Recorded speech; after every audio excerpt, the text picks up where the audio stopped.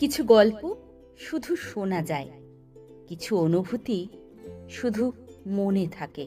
নমস্কার, আমি Moumita. Story telling by মৌমিতার গল্পের মজলিসে আপনাকে স্বাগত। আজকের গল্প যদি আপনার মন ছুঁয়ে যায়, তাহলে গল্পে একটা লাইক ও হাইপ দিয়ে দেবেন প্লিজ। শুরু করছি আজকের গল্প। আজকের গল্পটি হলো মানিক বন্দ্যোপাধ্যায়ের হারানের নাথ জামাই। মাঝরাতে পুলিশ গায়ে হানা দিল। সঙ্গে জোতদার, চণ্ডী ঘোষের লোক কানাই ও শ্রীপতি এবং কয়েকজন লেঠেল। কনকনে শীতের রাত। বিরাম বিশ্রাম ছিঁটে ফেলে ঊর্ধ্বশ্বাসে 3টি রাত্রি এক টানা ধান কাটার পরিশ্রমে পুরুষেরা অচেতন হয়ে ঘুমোচ্ছিল।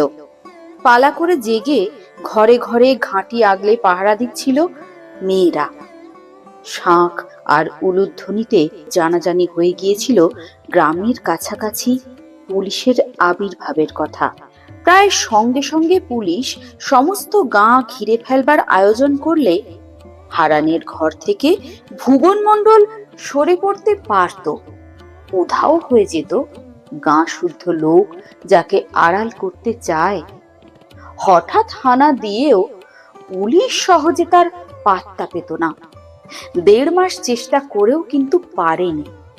ভুবন এই গাঁ ওই গাঁ করে ঘুরে বেরিয়েছে যখন খুশি, কিন্তু গ্রাম ঘেরবার, আট ঘাট বেঁধে বসবার কোনো চেষ্টাই পুলিশ আজ করলো না।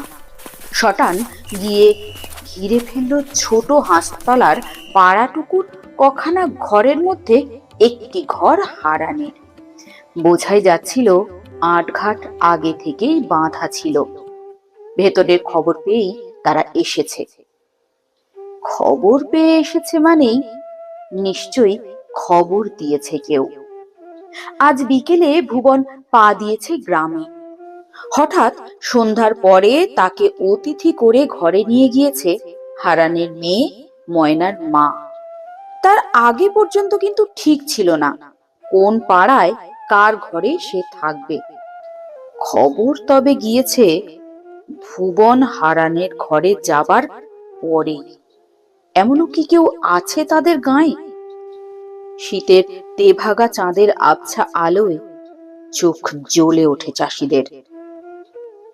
জানা তো যাবেই, এই বজ্জাতি গোপন থাকবে না কিছুতেই।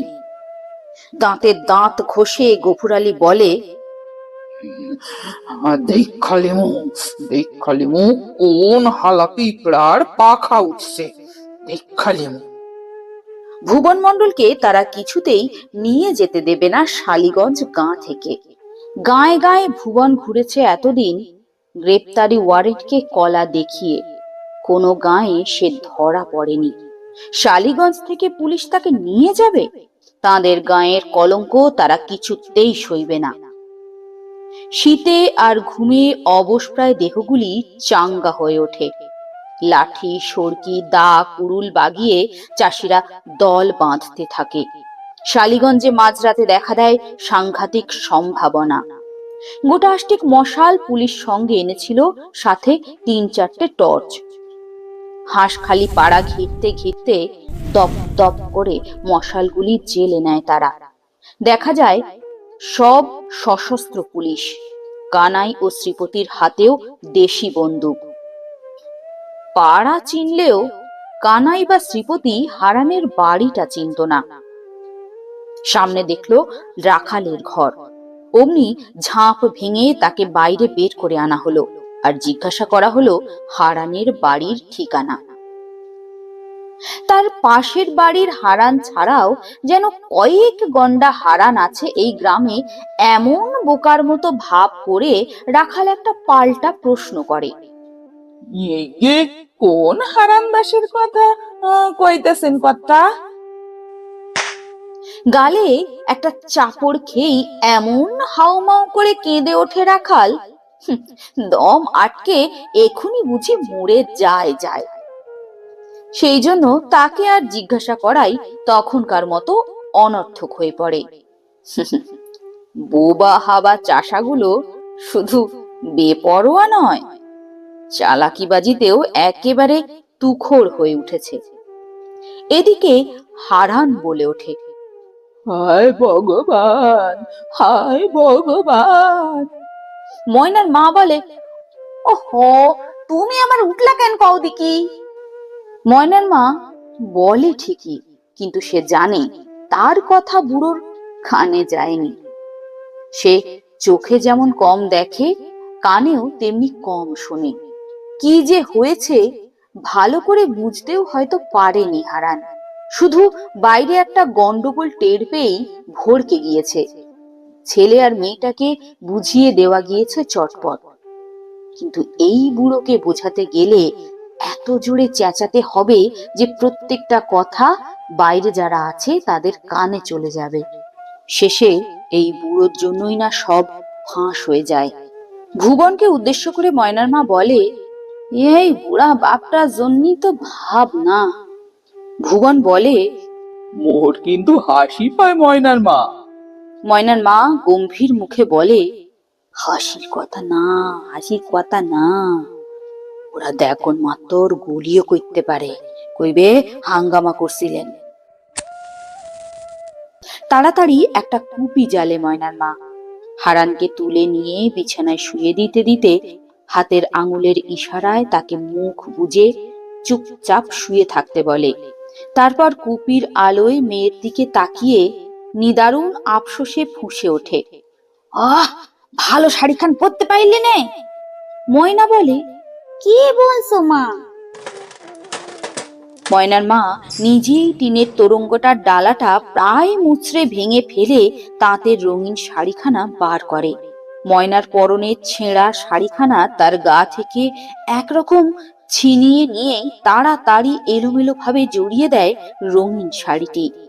বলে, শোন, ঘোমটা দিবি, লাজ দেখাবি, এই জামাইয়ের কাছে যেমন দেখাস। ভুবনকে বলে, ভালো করে শুনে নেন যেটা কইতাছি। এই আপনার নাম হইল কিয়া জগমোহন, বাপের নাম সাতকড়ি, বাড়ি হাতিপাড়া, থানা গৌরপুর। নতুন এক কোলাহল কানে আসে ময়নার মার। সে কান খাড়া করে শোনে। কুপির আলোতেও টের পাওয়া যায় প্রৌঢ় বয়সের শুরুতেই তার মুখখানাতে দুঃখ দুর্দশার ছাপ ও রেখা কি রুক্ষতা ও কাঠিন্য এনে দিয়েছে। ধুতি পরা বিধবার বেশ আর কদম ছাঁটা চুল চেহারায় এনে দিয়েছে পুরুষালী ভাব। ময়নার মা বলে ওঠে, গা ভাইঙ্গা রুইক্ষা আসতেছে, তাই না ভাবতেছিলাম ব্যাপারখানা কি। গান মানুষের তো সারা শব্দ নাই। ভুবন বলে, হিরে, তবে তো সারছে। 10-20 খানা খুন জখম আজ হবেই নিক্ষাত। যাই যাই যাই, আমি যাই গিয়া সামলাই। ময়নার মা বলে, থামেন তো, বসেন, আপনি চুপ কইরা বসেন, দেখেন কি হয় দেখেন। সদেরেক চাষি চাষারে অস্ত্র হাতে নিয়ে দাঁড়িয়েছে দল বেঁধে। ওদের আওয়াজ পেয়ে মনমতো জড়ো করেছে তার ফৌজ হারানের ঘরের সামনে। 2-4 জন শুধু পাহারায় আছে বাড়ির পাশে পেছনে, বেড়া ডিঙিয়ে ওদিক দিয়ে ভুবন পালিয়ে না যায়। 10টি বন্দুকের জোর মনমথর। তার নিজের রিভলভারও আছে। তবু চাষিদের মরিয়া ভাব দেখে সে একটু অস্বস্তি বোধ করছে, এটা স্পষ্টই বোঝা যায়। তার সুরটা রীতিমতো নরক শোনায়।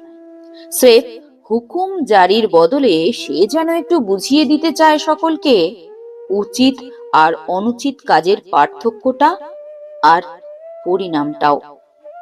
বক্তৃতার ভঙ্গিতে সে জানায়, হাকিমের দরখাস্ত পরোয়ানা সে নিয়ে এসেছে হারানের ঘর তল্লাশি করার জন্য। তল্লাশ করে আসামিকে না পায় তো ফিরে চলে যাবে। এতে এত হাঙ্গামা করা উচিত নয়, তাতে ফল খারাপ হবে, সেটা বেআইনি কাজও বটে। গফুর চেঁচিয়ে বলে, মোরা কিছুতেই তল্লাশ করতে দিমুনে, কিছুতেই দিমুনা দিমুনা দিমুনা দিমুনা। এমনই যখন অবস্থা, সংঘর্ষ প্রায় শুরু হয়ে যাবে, মনমতো হুকুম দিতে যাচ্ছে গুলি চালাবার, ঠিক এমন সময় ময়নার মার খ্যানখ্যানে গলা শীতার্থ থমথমে রাত্রিকে ছিঁড়ে কেটে বেজে উঠল। আরে আরে আরে, রও রও রও দিকি, হাঙ্গামা কইরো না, মোর ঘরে কোনো আসামি নাই। আরে চোর ডাকাত নাকি যে আসামি ঘরে রাখুন? বিকালে জামাই আইছে, ওই ওই ঘরে মাইয়ার জামাইরে শুয়াইছি। তো দারোগা বাবু তল্লাশ করতে চান তো তল্লাশ করেন। মন্মথ বলে, ভুবন মন্ডল কি তোমার ঘরে আছে? ময়নার মা বলে, দেখেন না, আইসা দেখেন, তল্লাশ করেন। আচ্ছা, ভুবন মন্ডলটা আবার কেডা? নাম তো শুনি নাই বাপের কালে।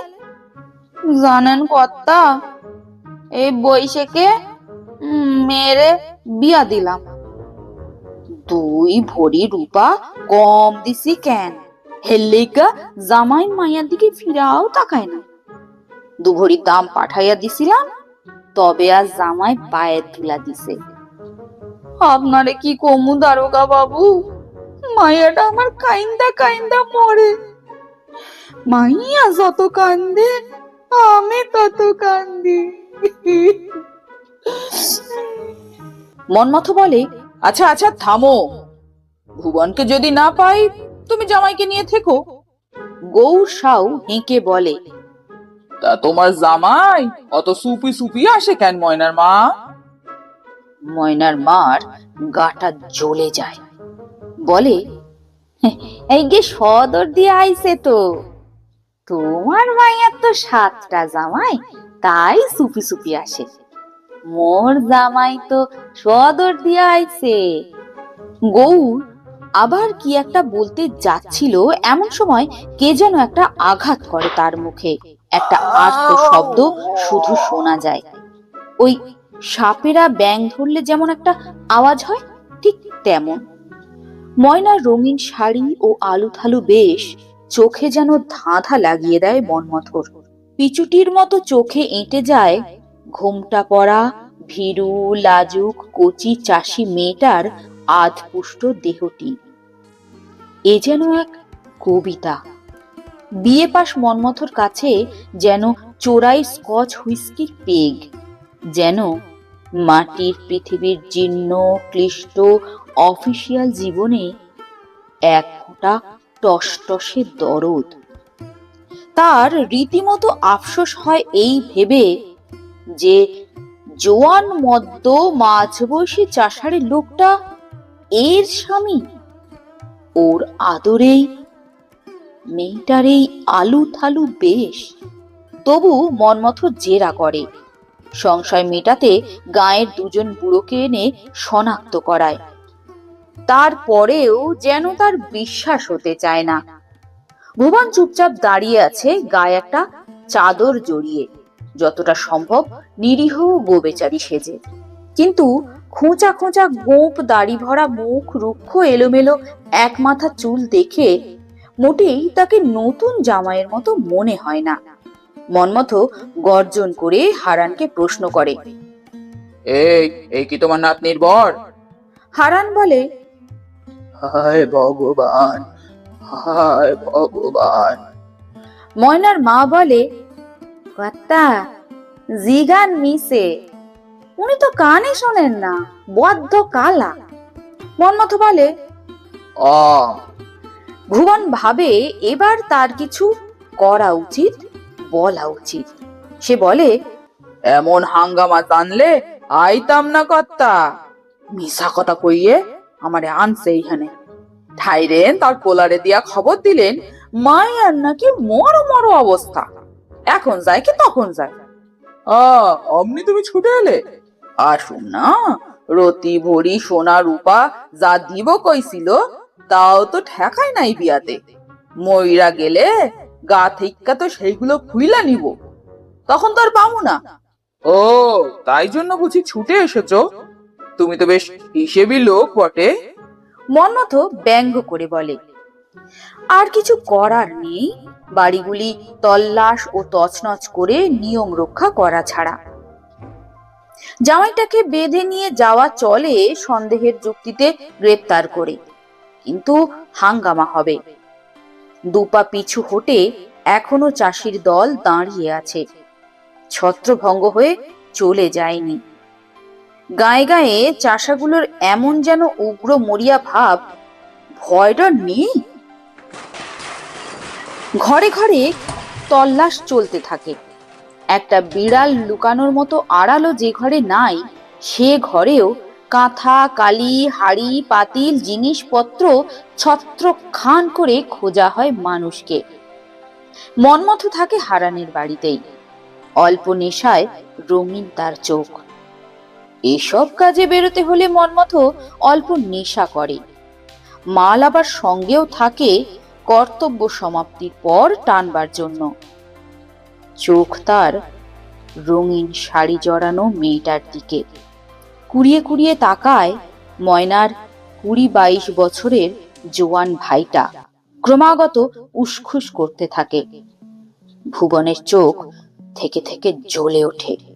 ময়নার মা টের পায়, যদি মনমথ একটু বাড়াবাড়ি করে তাহলে আর রক্ষা থাকবে না। ময়নার মা মেয়েটাকে বলে, শীতে কাঁপুনি ধরছে বাসা, যা গিয়া শো গিয়া। জামাই বাবা, তুমিও গিয়া শুইয়া পড়ো। দারোগা বাবু, আপনি যদি অনুমতি দেন তো জামাই গিয়া শুইয়া পড়ুক। কত বানত কইরা মাথা কপাল কুইট্টা জামাইরে আইনছি, আপনারে কি কমু দারোগা বাবু। ময়নার মার গলা ধরে যায়। ময়না ঘরে গিয়ে শুয়ে পড়ে, কিন্তু ভুবন যায় না।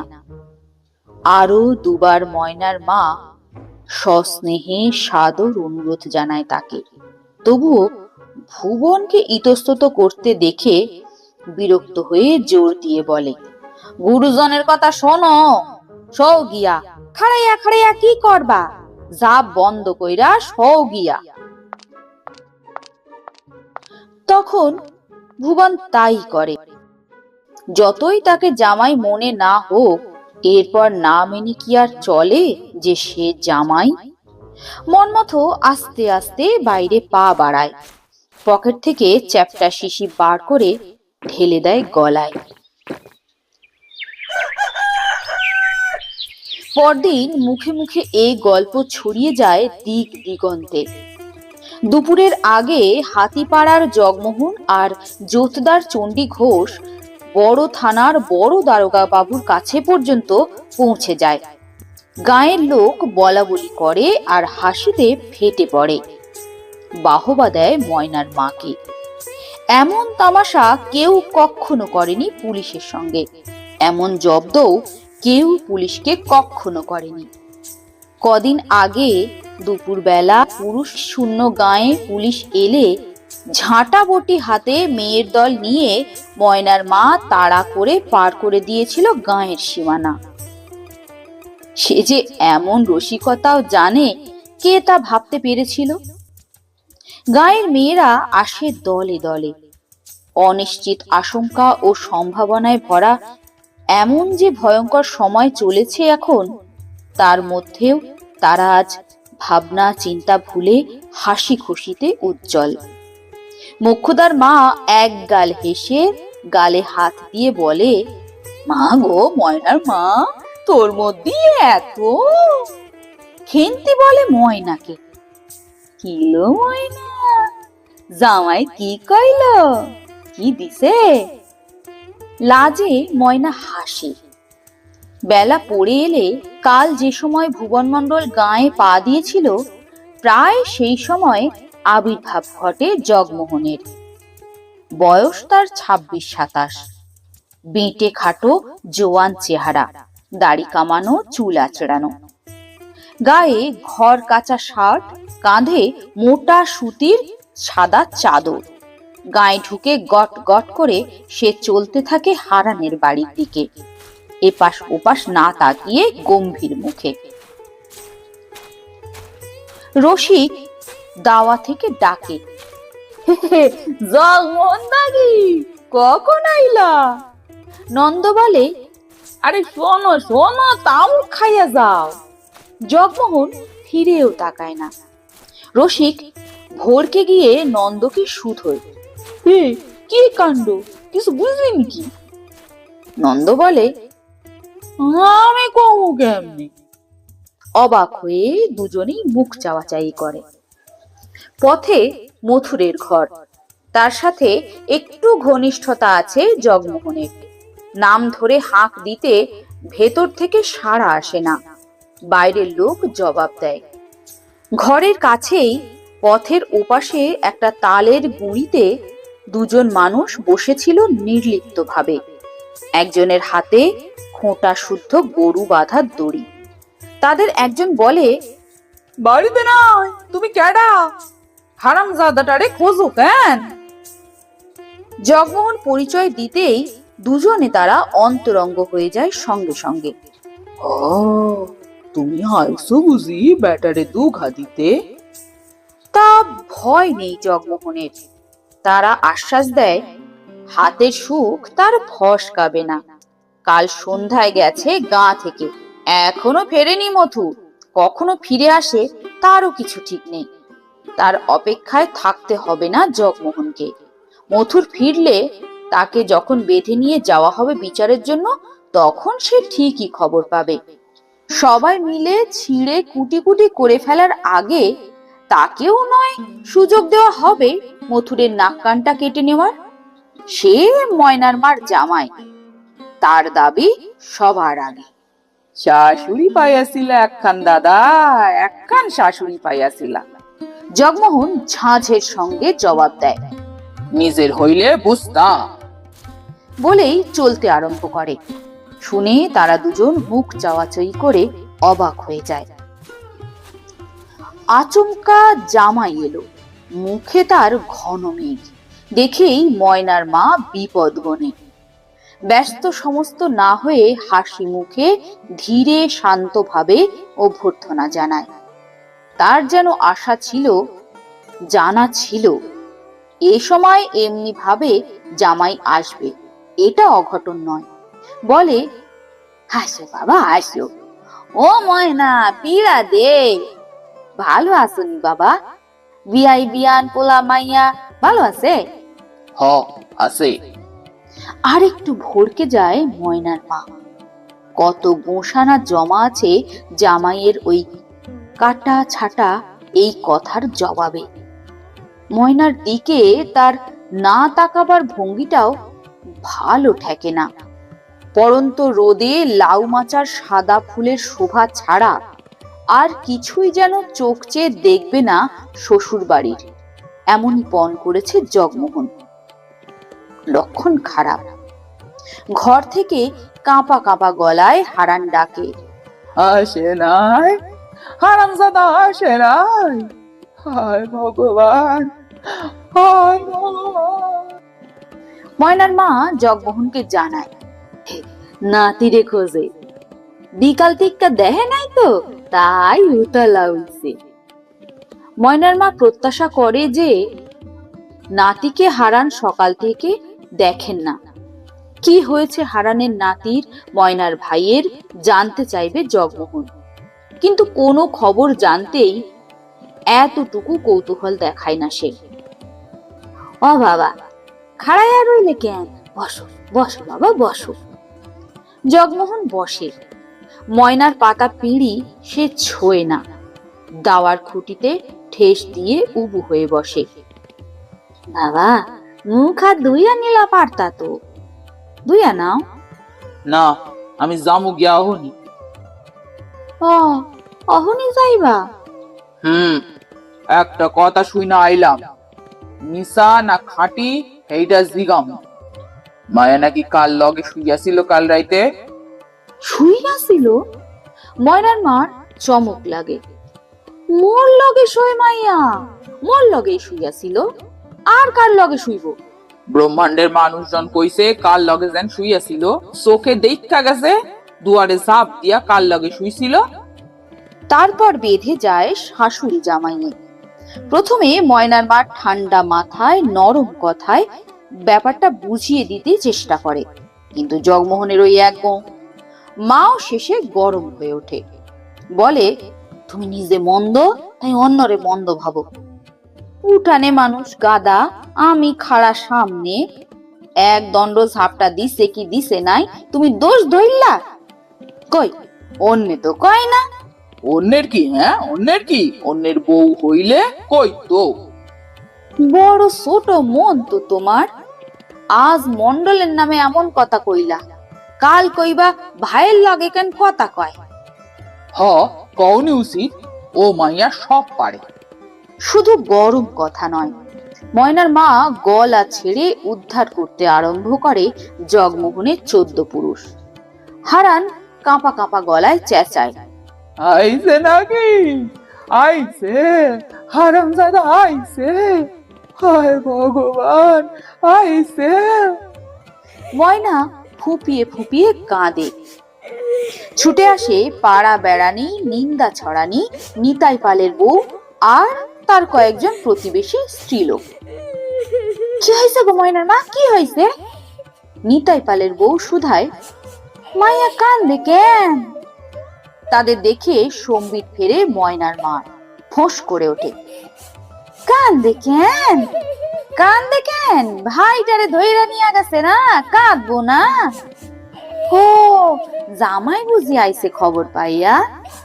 শুনবা বাবা শুনবা, বইতে দাও জিরাইতে দাও। ময়নার মার বিরক্তি দেখে ধীরে ধীরে অনিচ্ছুক পদে মেয়েরা ফিরে যায়। তাকে ঘাটাবার সাহস কারও নেই। ময়নার মা মেয়েকে ধমক দেয়, এই কাঁদিস নে তো, বাপেরে নিয়ে ঘরে গেছিলি, বেশ করেছিলি, কাঁদিস কিসের জন্য? বাপ নাকি? জগমোহন ব্যঙ্গ করে বলে, বাপ না, মন্ডল 10টা গাঁয়ের বাপ। খালি জন্ম দিলেই বাপ হয় না, অন্ন দিলেও বাপ হয়।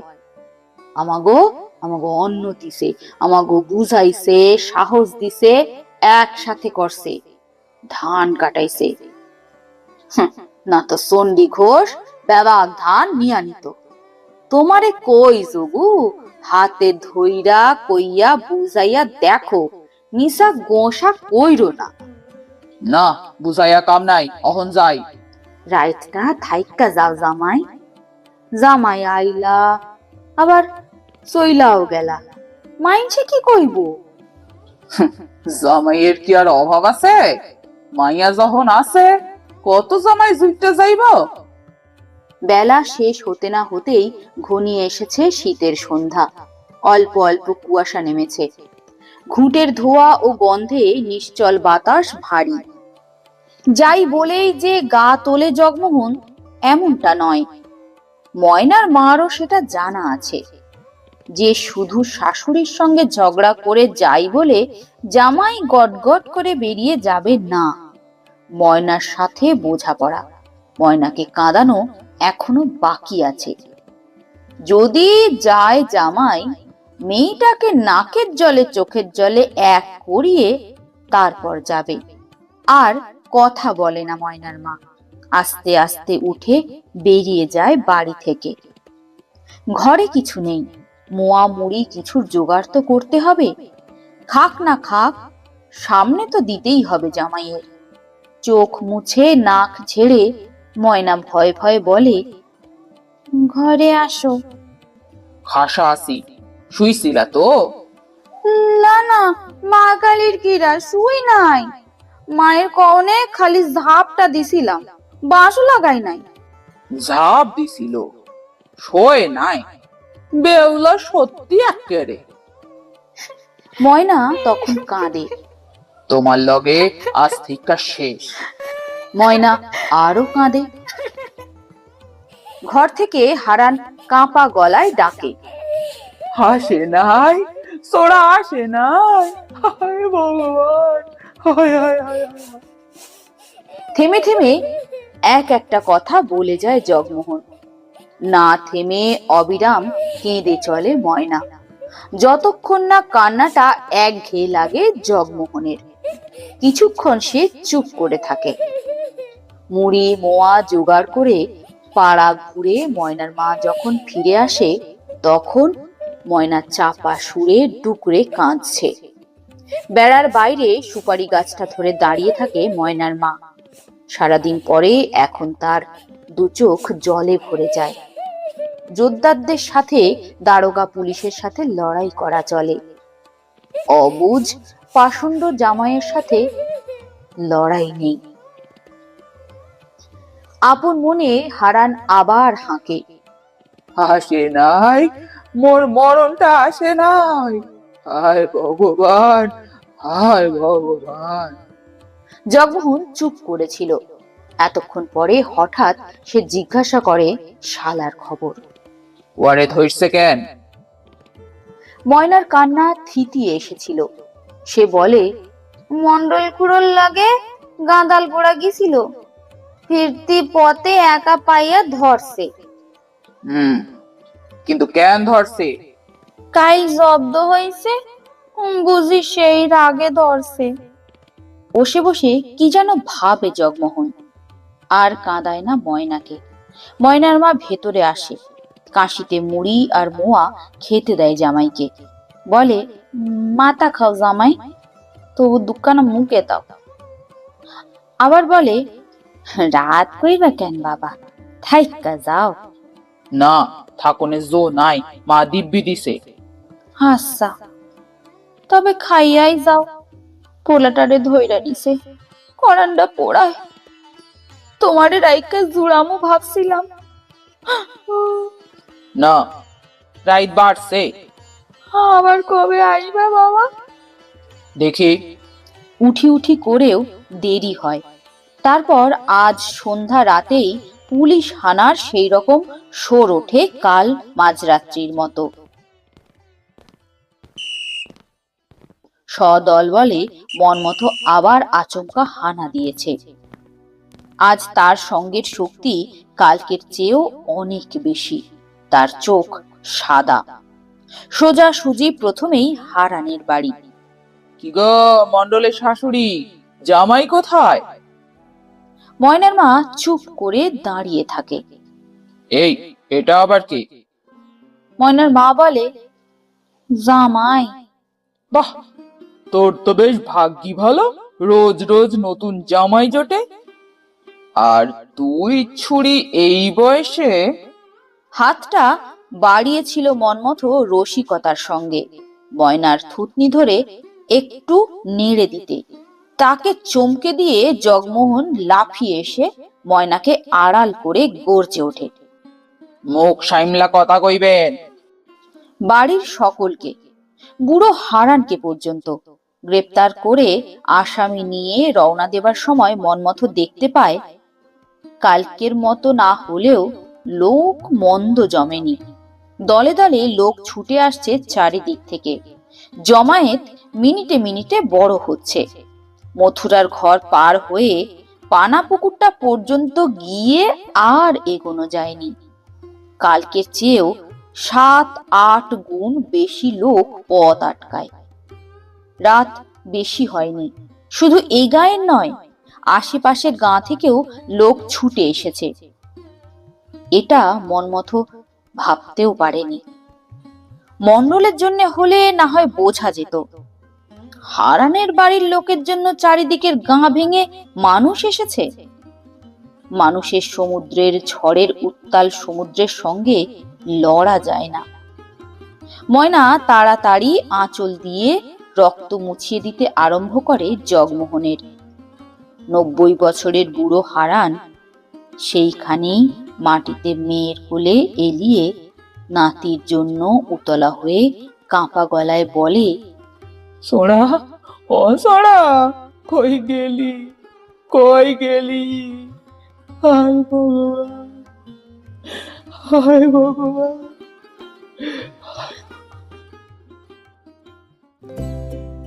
প্রতিটা গল্পের একটা শেষ আছে, কিন্তু তার অনুভূতি রয়ে যায় মনের অনেক গভীরে। আজকের গল্পটি এখানেই শেষ। আবার দেখা হবে নতুন কোনো এক গল্পে। আজকের মতো টাটা। ওহো, দেখেছেন, আসল কথাটাই তো বলা হলো না। তাহলে বলে ফেলি। হ্যাঁ, শুনুন, গল্পটা তো শুনলেন, লাইক হাইপও করলেন, পাশাপাশি কমেন্ট করে আপনার মতামত জানাতে কিন্তু ভুলবেন না। আর এমন গল্প যদি আরো শুনতে চান তাহলে সাবস্ক্রাইব করে বেল বাটন ক্লিক করে পাশে থাকুন। গল্প যা শুধু মনে নয়, হৃদয়ে থেকে যায়।